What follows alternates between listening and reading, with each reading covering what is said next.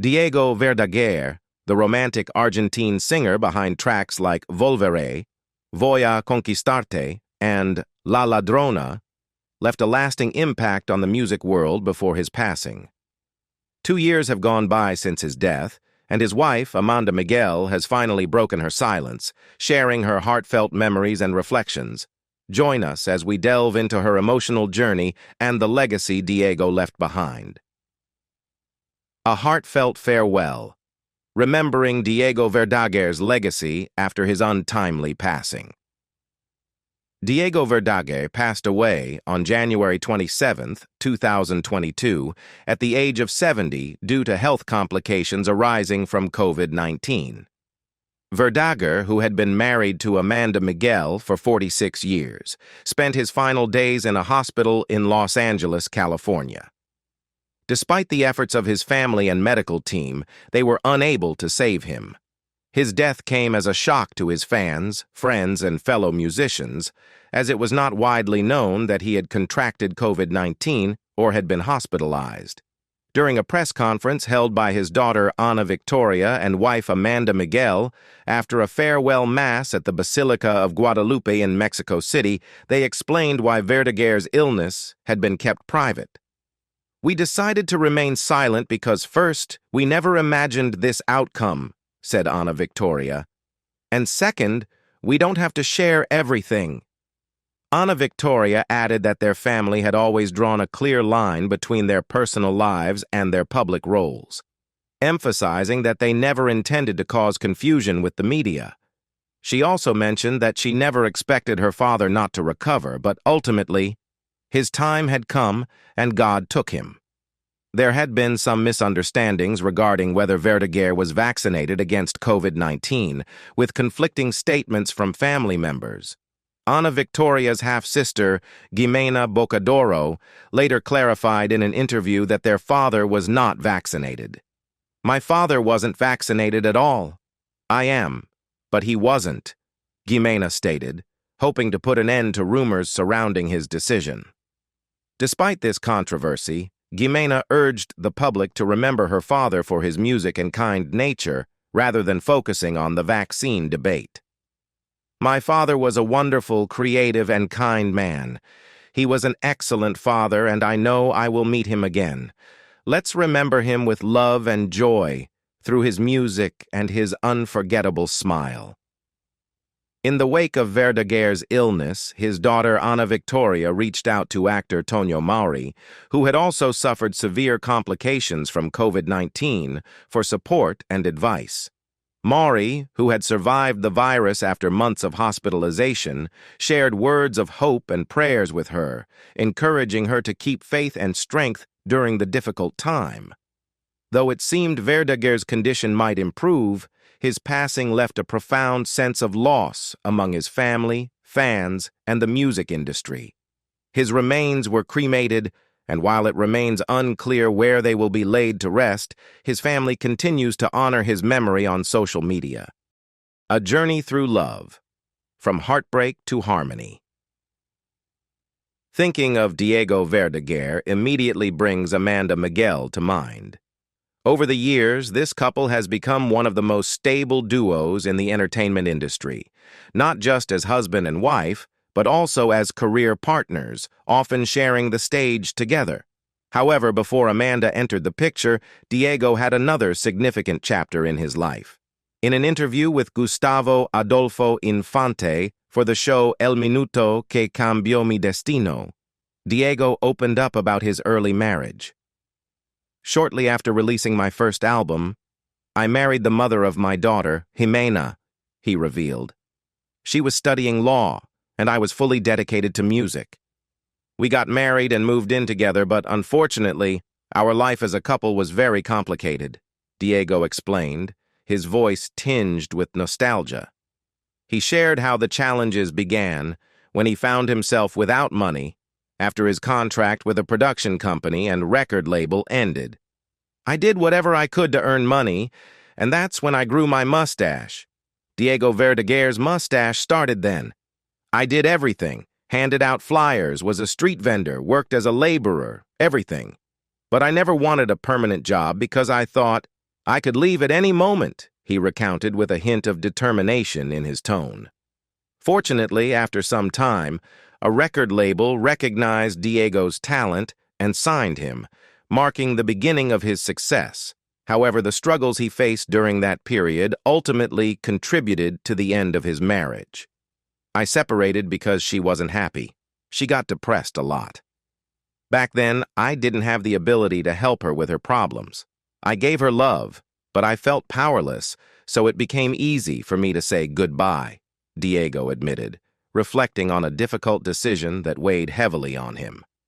Despite the separation, Diego remained a devoted father, ensuring that he was actively involved in his daughter's life. In the first few years, she lived with me and my parents, and her mother would visit her. Later, when my ex-wife got married and moved in with her new husband, she told me she was ready to take care of our daughter. From that point, she lived with her until she was 12, he said. Years later, when he was married to Amanda, life took another turn. My daughter returned to live with us in Mexico, but we sent her to study in Switzerland, Diego concluded, a hint of pride evident in his voice. This journey through love, loss, and new beginnings ultimately paved the way for Diego's beautiful relationship with Amanda Miguel, marking the next chapter in his life. A love story that endures. Amanda Miguel and Diego Verdaguer are one of the most solid and beloved couples in Mexico, capturing fans' hearts with their hits since the 1980s. Their love story began over 46 years ago in Argentina, around 1974. Diego began courting Amanda when she was just 18, and from that moment on, their romance blossomed. "The love that sustains us is bigger than anything else," Amanda wrote on her Instagram, reflecting the deep connection they share. Their first encounter took place on the streets of Buenos Aires, where Diego, known for the song Volveré, spotted Amanda walking and asked her out for coffee. She accepted his invitation, but it wasn't until several dates later, and after Diego had ended his previous friends with benefits arrangements, that Amanda agreed to enter into a relationship.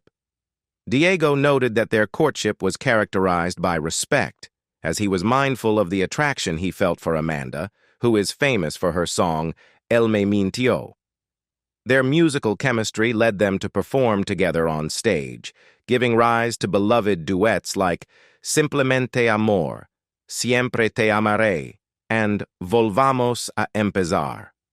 Months later, they decided to marry civilly, and just 3 years ago, they exchanged vows at the Santa Teresita del Niño Jesus Church in Mexico City.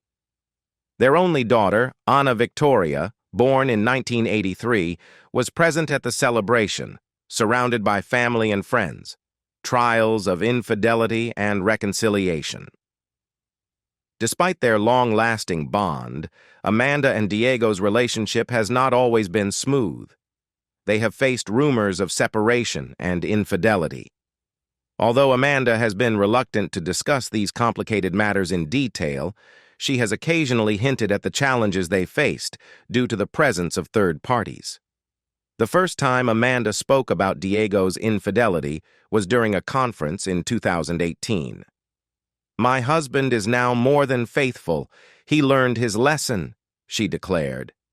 In an interview on Omar Chaparro's 2-night program, she opened up about forgiving Diego and her lack of regret. "I have never been unfaithful to my husband, and I would never be.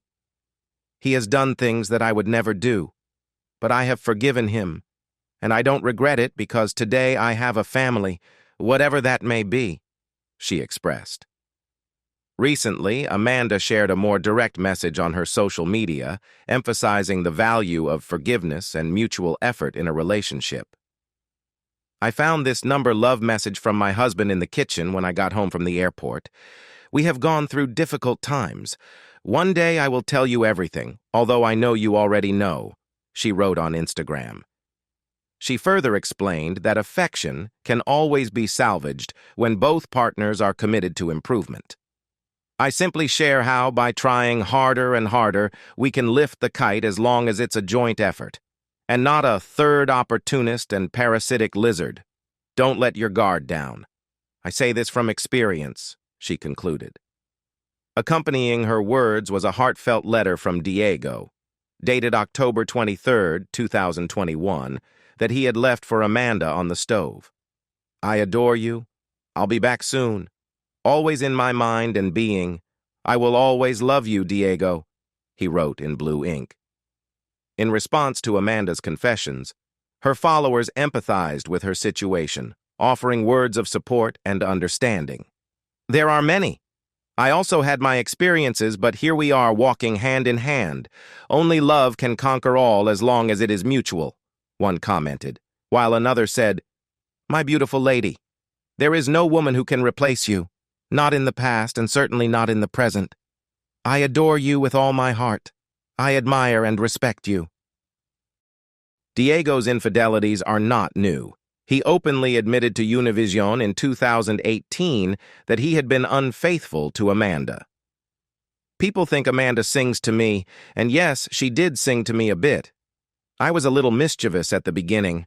I always loved my wife deeply, but I was a bit of a flirt. I understood in time. And my wife is intelligent. She knew I loved her deeply and set aside those realities, he confessed at that time, referencing the song El Mi Mintió. Now, Amanda has confirmed her awareness of Diego's unfaithfulness. You realize because you realize. You have to be foolish not to notice, and he was my husband. He told me everything. I know everything about my husband. He shared everything with me. He didn't keep any little secrets or anything like that. The process of pain and reconciliation took time. At first, I was very hard on him, and I would grab his phone to see who he was talking to or what he was doing, she admitted. Ultimately, she emphasized that she always knew everything about Diego Verdaguer's life.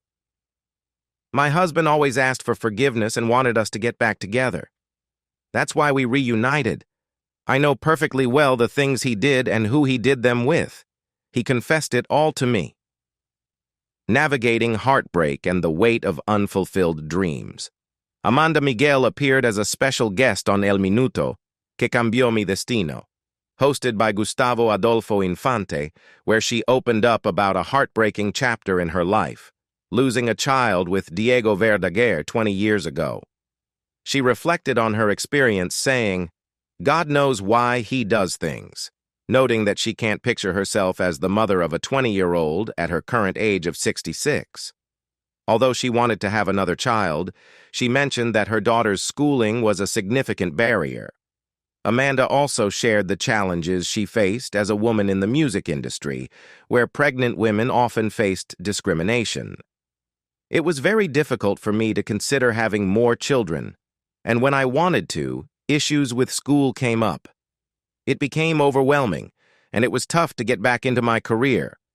Back then, being pregnant brought a lot of discrimination from companies, she explained. She revealed that after giving birth to her daughter, Ana Victoria, she became pregnant again at an older age, but unfortunately lost that baby as well. If I had had that child, I would have a teenager now. God knows why he does things. I can't imagine having a 20-year-old now. If I had one, I would be happy, but I don't, she said. On the topic of her relationship with Diego, Amanda acknowledged that they faced several crises and even considered divorce at times. However, they ultimately decided to stay together. We had moments when we thought about separating, but we never made that decision because I personally couldn't imagine life without him, and he couldn't envision life without me. There were definitely challenging moments, but life taught us how to navigate them, she shared. From Buenos Aires to stardom. Finally, let's reflect on the journey of the late artist Diego Verdaguer, from his childhood to becoming a successful musician. Miguel Atilio Herminio Bocadoro Hernández, better known as Diego Verdaguer, was born in the Congreso neighborhood of Buenos Aires, Argentina. From an early age, he displayed a strong sense of independence and adaptability. It's a tough city that saw me grow up, he once shared in an interview with Gustavo Adolfo Infante on the program El Minuto que Cambió Mi Destino. I walked its streets a lot as a child, and even more as a teenager. I took the tram alone at 8 to go to school.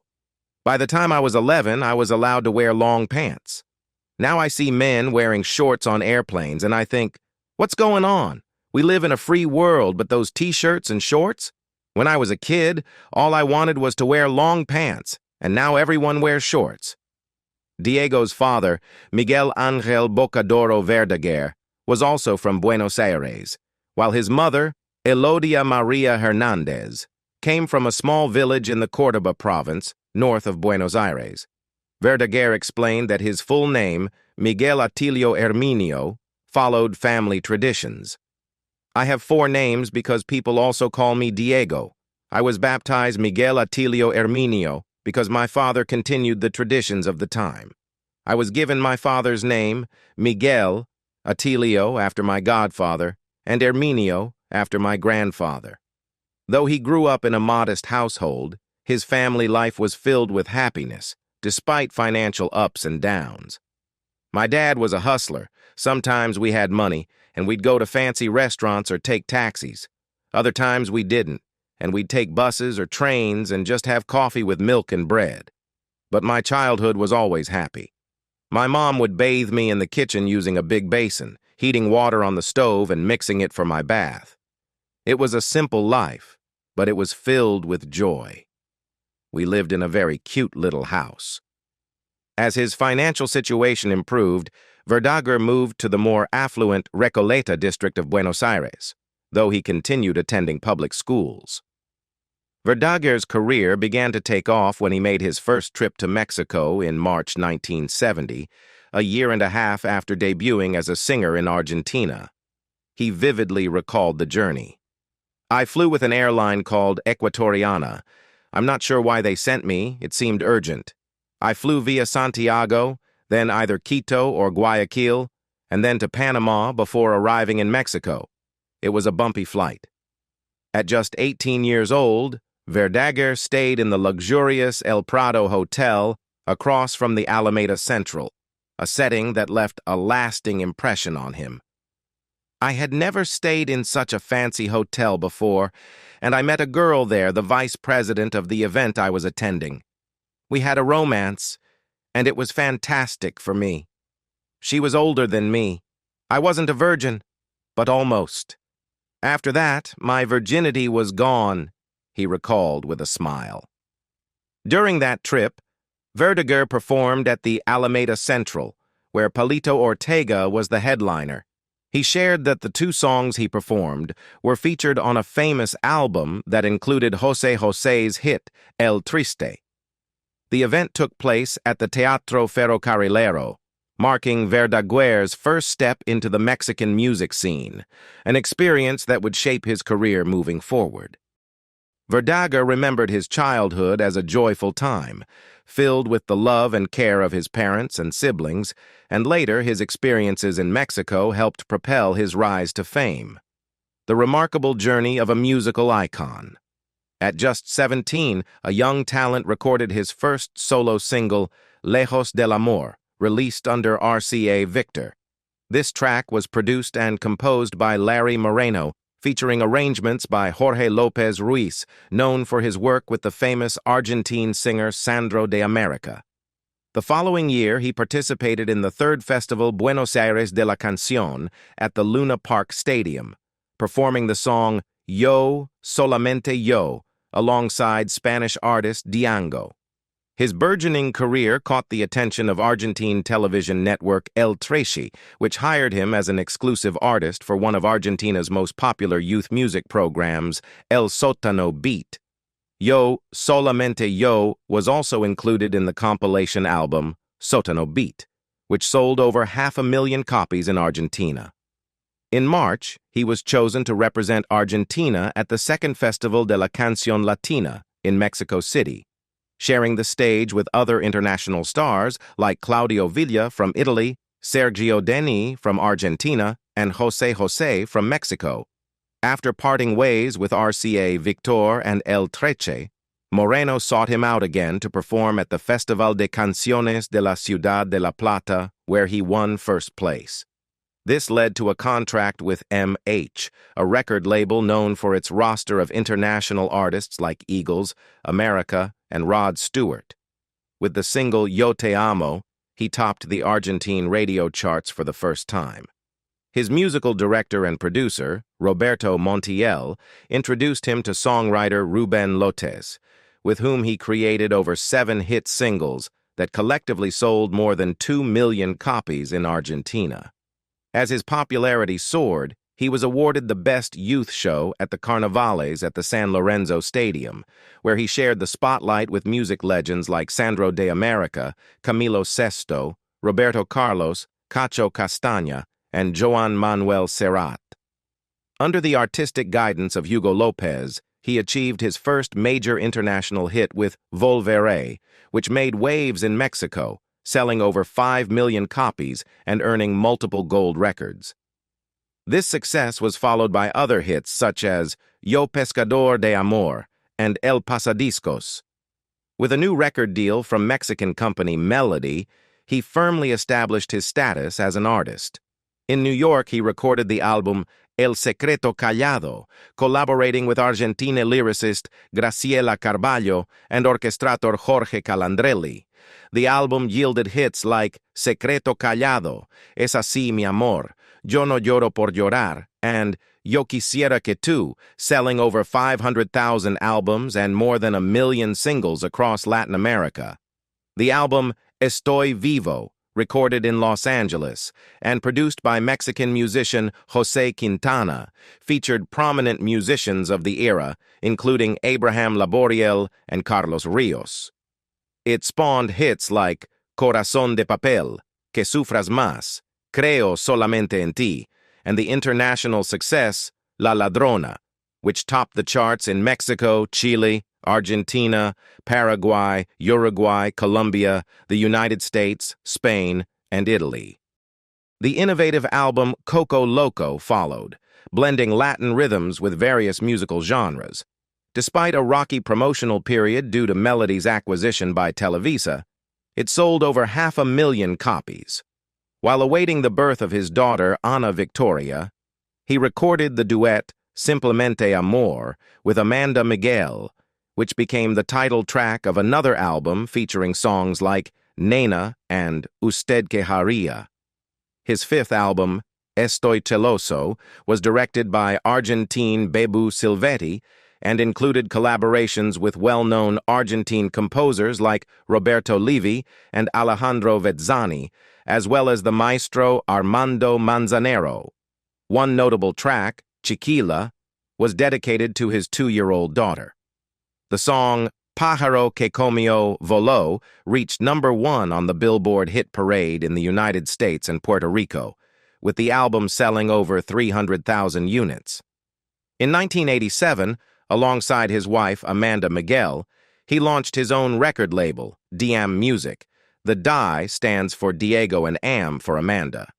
Since then, all his productions have been released under this label. He recorded Sigo Vivo, produced by Horacio Lanzi, Lorenzo Topano, and Graciela Carballo. Although this album didn't achieve the same level of success as his earlier works, he continued to enjoy a successful concert tour in Mexico and the United States. In 1990, he co-wrote the song El Rostro del Amor, dedicated to Pope John Paul II's second visit to Mexico. He also recorded a duet with Amanda Miguel, Volvamos a Empezar, which climbed to #1 on MTV. In 1993, he surprised fans once again with the release of Lágrimas, merging ballads with Latin rhythms like merengue, produced in collaboration with his artistic director Rubén Esteves. By 1999, he received double gold records for the album Inolvidable, which he produced in Los Angeles alongside Mexican musician Gustavo Farias. Thank you for watching. Amanda Miguel has opened up about her journey and memories following her husband's passing. What do you think about her reflections? Let us know in the comments below. And don't forget to like this video and subscribe for more heartfelt stories.